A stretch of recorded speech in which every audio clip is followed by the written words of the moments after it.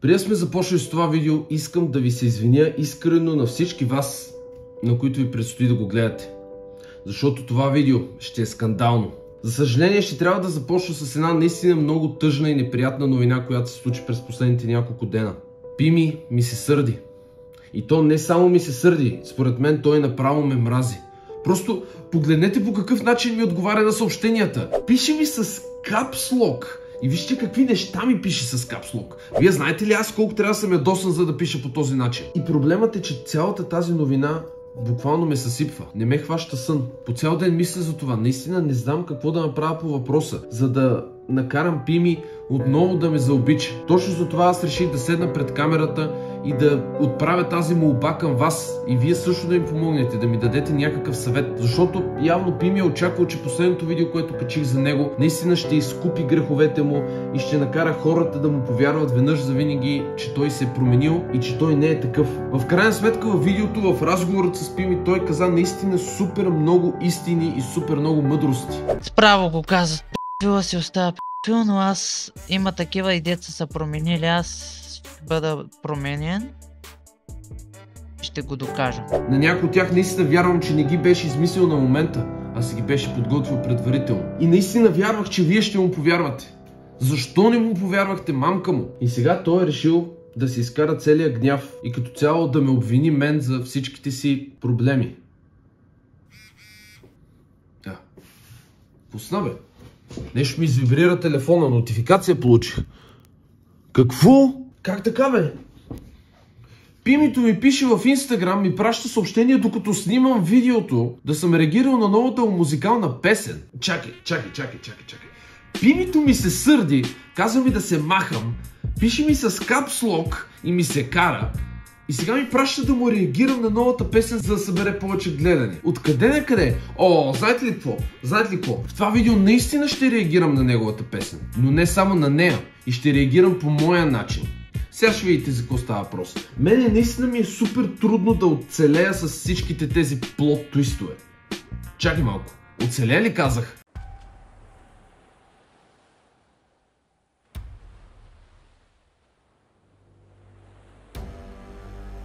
Project Mist е Open World Survival Horror игра, базирана на едноименния филм Мъглата. Изпитайте пълната свобода в този свят, изпълнен с ужаси, имайки пълен избор да избирате своя начин на оцеляване в тази сурова среда. Ще се сблъскате с множество ужасяващи гигантски чудовища, които обикалят острова, като решението дали да се спасявате или да ги залавяте ще е във вашите ръце.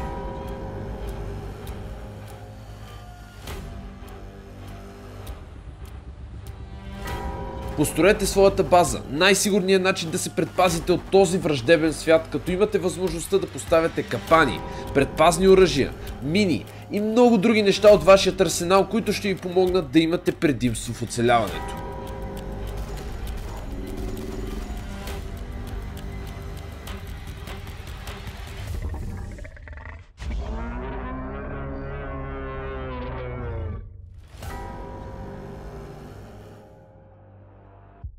Искам супер много да благодаря на Project Mist, които спонсорираха това видео. Играта е наистина супер готина. Аз цъках малко, защото ми дадоха бета аксес. Все още е в бета, между другото, не забравяйте това. Но не пречи да отидете в Steam и да си я wishlistнете. Оставил съм ви линк долу в описанието. Отнема точно 5 секунди да wishlistнете. Като по този начин съпортвате супер много тях, както и мене. Благодаря ви много. Нека да се махнем малко от темата за неговата песен. Нека да отидем на нещо, което беше качено малко преди новата му песен. Неговите клипчета за Оме.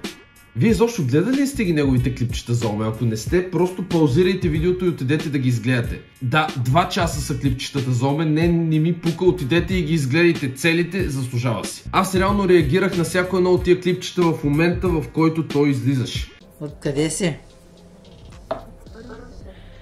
Русия?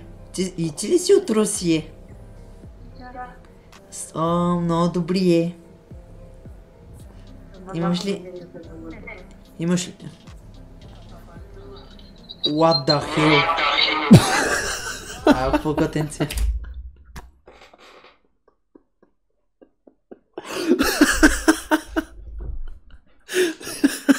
буквално едното от клипчетата беше качено преди 3 минути, когато бях на стрим и го гледах. И моето мнение за тия клипчета е, често да ви кажа, няколко пъти се чудих как да не стана от стола от толкова много кринч, да не спра стрима, да не спра видеото и като цяло повече не сядам на компютъра за този ден, но все пак ги изгледах. Но има супер скандалните моменти в тия Оме видеа и аз съм сигурен, че много от тях са накарали хората отново, и то също с какво отново?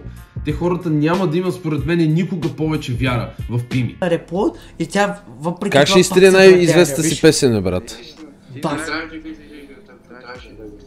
Беше с глупости. Да те черпя сок. Давай сме. О, шит! Да те черпя сок. Искаш ли?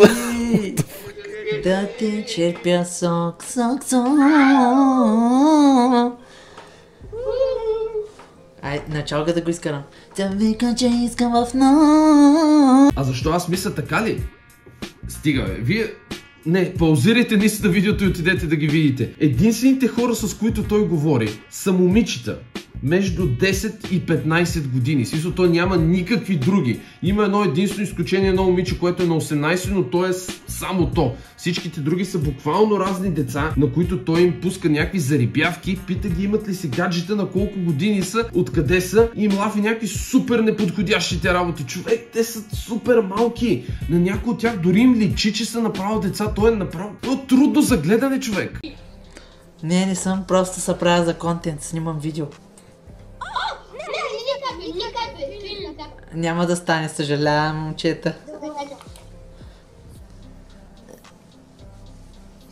Здрасти, момичета. Venom Bite, мерси много за този рейд, брат. Така е.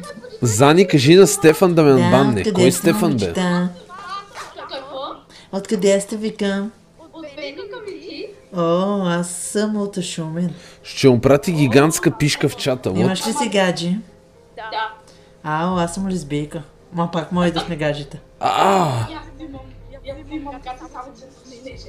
На колко си? 0,10. Аз съм 0,10. Между другото, много ми е късичка косата. А на мен ми се наложи дори някои от тия видеа да ги гледам по 2 пъти. Представете ли си, да ги гледам по 2 пъти, човек, аз накрая наистина едвам се сдържах. Често да ви кажа, едвам се сдържах и сега наистина разбирам всички хора, защото не вярват на Пими всеки път, когато говори истини, мъдрости и обещава, че той ще се промени. Сега аз наистина не знам той дали е писал на някои от тия момичетата, нямаме някакви чатове, които да са излезли, защото те всъщност май са му рестрикнали профила в Инстаграм да не могат да го следват, което е за добро реално, защото той най-вероятно фолова по 4000 човека на ден, 4000 момичета на ден, нали? Трябва да поясним. Окей, вижте сега. Нека да му дадем още един шанс. Нека все пак да чуем и да направим лайв реакшън. Буквално тук, що за първи път му пускам новата песен и да си кажем мнението за нея. Богомилов Хикс Иванов Екс Демона. Между другото, на Пими музикалния канал го научих наизуст, все пак съм гледал по 2 пъти всяко едно от Оме видеята. Той по 10 000 пъти си го пейства това нещо. Да, окей. Запомнил съм го наизуст, не е много трудно да го намеря.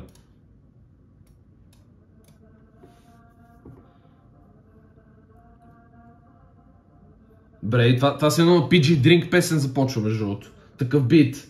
Ехе.